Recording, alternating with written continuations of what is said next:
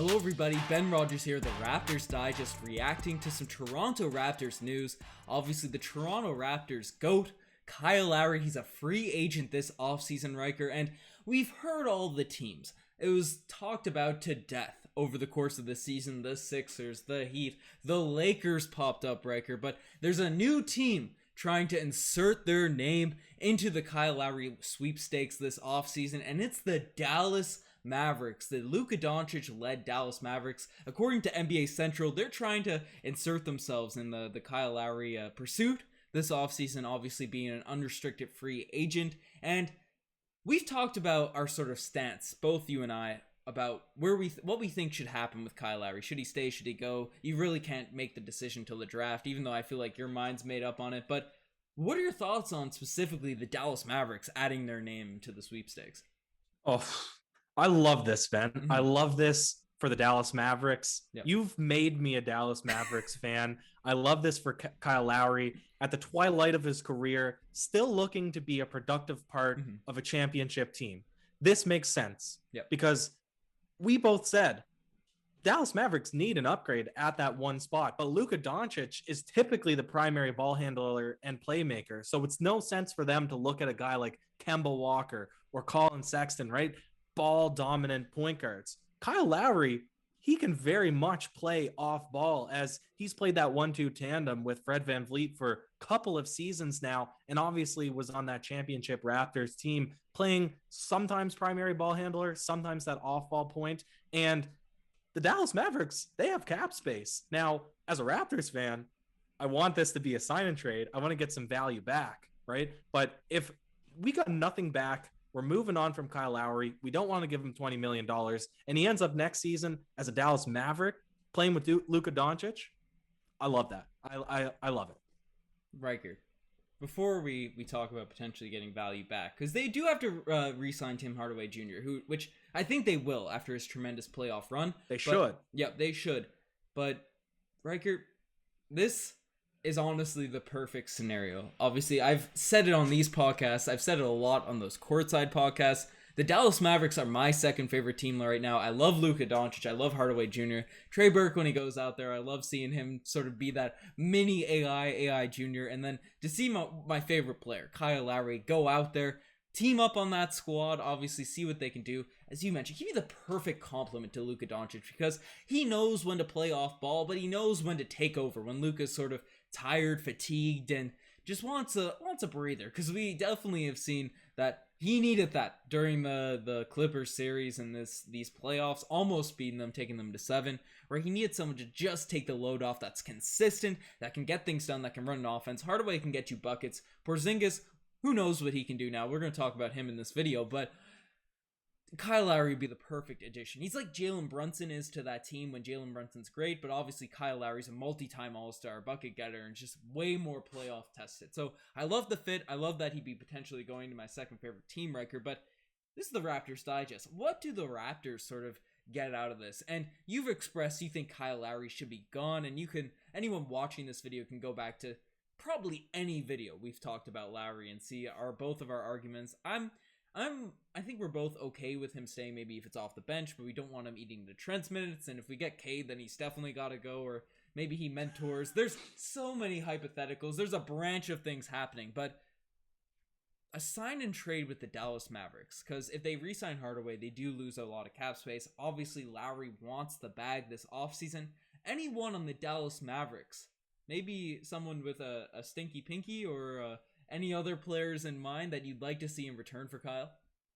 I can't see a sign and trade with Kristaps Porzingis happening. I just don't think that, if you're willing to make a move for Kyle Lowry, or if you're willing to insert your name into the Kyle Lowry sweepstakes, you're probably hoping that you can just offer him money as an unrestricted free agent, that you don't have to make a move on a guy who's really controversial right now. Really extremely controversial as to what's going to happen with him. Does he like his role? Does he like being on the Dallas Mavericks, right? That's kind of hot in the news right now. And do the Dallas Mavericks really think that he's a guy that they can have as their second option? Because he's really disappointed now a couple of seasons in a row.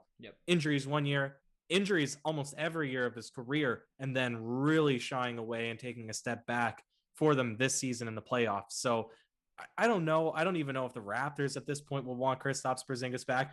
As much of a fuss as we made defending him at multiple trade points throughout this past regular season, we're now completely off of that ship. Then you scroll down through the roster, Ben. There's nobody else on that team that you would want. Josh Richardson, maybe. I think he's player option though, so he might not even pick up. Dwight Powell, maybe you're making a look sort of for a center trade. But here's the thing. Does a $20 million, $22 million Kyle Lowry sign and trade convince any team to participate in that? Or if you commit to giving Lowry the money that he wants, is he all of a sudden his market value's dropped off? Well, the thing about sign and trades is you can sort of bypass some of the rules of the cap. You don't necessarily have to bring back equal value, so we can sort of look at just straight talent, so you don't have to necessarily worry about all of that. I tend to agree with you on the Kristaps Porzingis points. As high as I was on him over the course of this regular season, the injuries, it's just tough, and the inability, because he had a tremendous playoffs last year. I still wouldn't mind buying low on him. I wouldn't be the saddest guy in the world if we ended up trading for him, especially if we don't get a center in free agency or the draft. But I don't know. I don't think it's the move right now to sort of give up a lot of assets and take in that contract. But I wouldn't be disappointed if it occurs. But it's very unrealistic. The Wizards, I think they've thrown their name in the hat for Porzingis. But I'm thinking about guys. You brought up Richardson. Maxi Kleber obviously showed out on defense these playoffs. Can shoot the three mildly consistently. Obviously a bigger player. Would sort of fill a Chris Boucher-esque role, but I wouldn't mind adding another just big man that can shoot threes onto the roster, Riker. I'd prefer to have a little bit better defensively because obviously he was pretty good on Kawhi.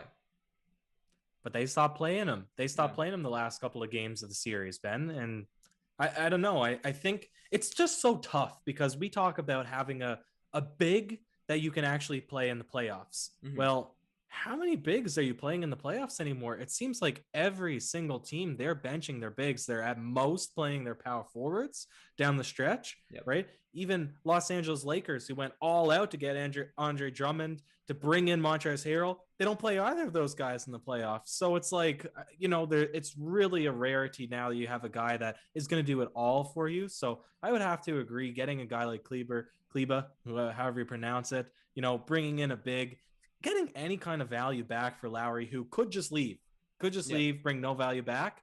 It's a positive thing. Yeah, no, that's for sure. Hardaway Jr. maybe in a dream world, that would be cool. But there's Finney-Smith, who I'm sure they're not letting go of because he's the perfect complement player to the Dallas Mavericks. Jalen Brunson, a Nova guy, 6th Man of the Year and candidate this season. Didn't end up getting it, obviously, but he's Kyle Lowry Jr., right? He's a poor man's Kyle Lowry. That's what he's been sort of known as. Would you be interested in bringing him back, or would that be another sort of gluttony at the guard position? Yeah, too many guards.